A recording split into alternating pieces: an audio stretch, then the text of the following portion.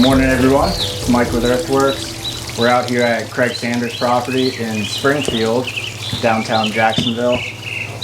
I came out here probably 2 months ago, I think, on a consult.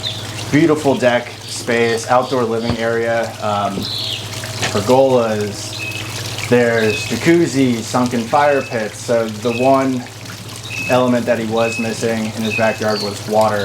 He had landscape and irrigation already in, pretty minimal, so we plan to do a couple water features for him actually. Behind us, we have the large stack slate urn. Jackson actually just finished this up. We have a little landscape left to go in around it, but like we typically do, there's a nice 4.5 watt color changing light up in here. So once this is cranked all the way up, this is, probably halfway, what you're seeing now. We'll be able to illuminate the bubble up top, and then we also have a 4.5 watt color changing light down at the bottom, uplighting this feature. So what I'm talking about is all this awesomeness right here. Raised beds, pergola, outdoor lighting, second jacuzzi. There's actually another one up to the house. Sunken fire pit, and then steps, outdoor kitchen. He has everything you need to enjoy your backyard. So the main reason I was called out, Mr. Sanders really wanted a pond. He was having a look at some of the ones at the nursery, and he wanted to kind of go a little bit bigger than some of our models, and I said that's no problem. We have a total of 30-foot long pond. The width varies from where Sammy is. You're probably looking at 8 foot, and then it narrows back down, but this is going to be one nice moving body of water through here. And it didn't stop there. He wanted me to kind of take over on the creative side, so we put in a retaining wall in the back just to give us some more elevation to play with as far as waterfall heights go. So he'll have a total of probably 2 feet of elevation drops for waterfalls once we get going on that, and that's what we're working on now. We have the waterfall kind of puzzle pieced in together, the one that's going to drop into the pond, but then also what I wanted was to add some more water down on this end. So yes, you will have this beautiful meandering pond running through the whole side of his property, but just to bring some more height to this left side, we added a straight stack slate wall in there. So wherever you're at, you have a triangle going on. You have 3. You have the large stack slate urn, the large waterfalls coming in far there, and then the wall in between those two. This project has been quite challenging. Believe it or not, this is day 3 in the morning time. We had some deadlines that we had to meet in order to keep this one on time and on schedule. So the first day we came out here was actually with a new employee of ours, Antonio. He specializes in pavers. So Sammy, Antonio, and I came out. We did the wall. We did some landscape tear out. We have everything staged back behind our work area now because we're going to be transplanting it back in once we're finished. So technically that was day 1.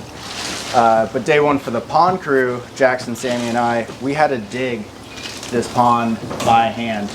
Now, we're used to doing it.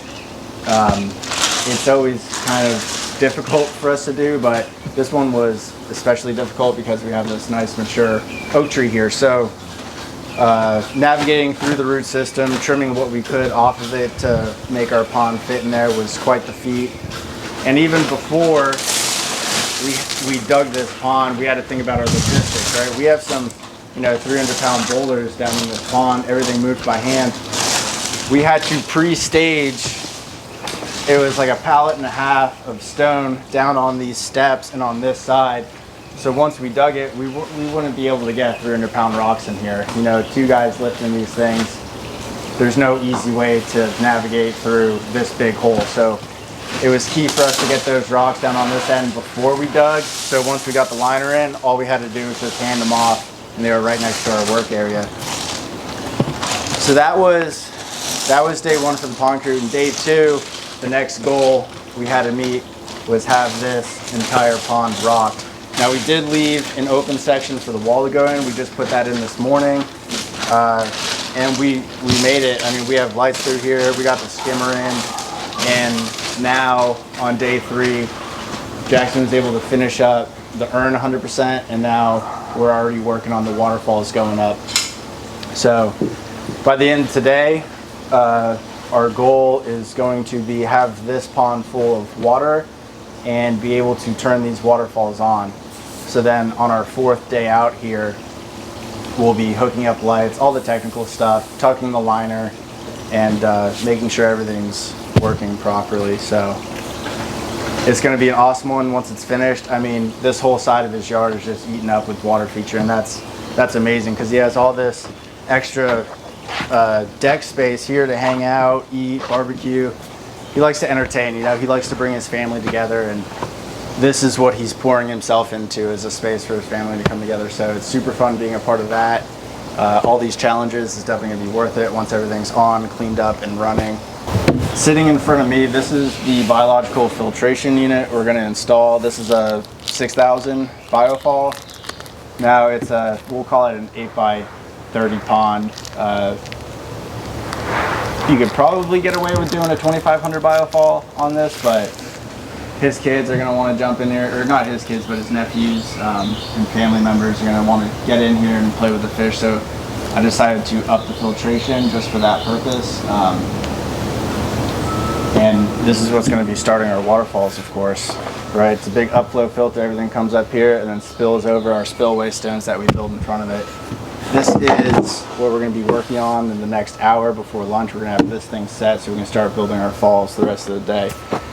Now behind me, this is what I'm talking about. We have plant material pulled up and staged everywhere. This is our access. Luckily, Mr. Sanders has this little alleyway behind his house, because from the front of the home and down the side yards, there's no way we would be able to pull this thing off. So we have our dingo. This is helping us just receive the rock off the tall truck and bring it down to a workable height. Pretty much we've been bringing everything to this point, loading a wheelbarrow, and then manually pushing all of our stone, gravel, dirt, what have you, in from this point. Challenge for sure. We're kind of rutting up the alleyway here, but you know, we'll be able to grade this upon our leave.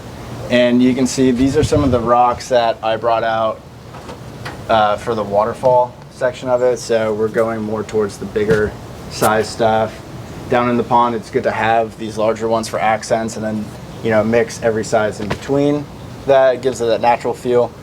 And plus, I figured, heck, this waterfall area that we're building is pretty close to where we can bring our machine to. So we're going to try to push our limits and get some bigger size stuff in there just to pull off a nice effect for them.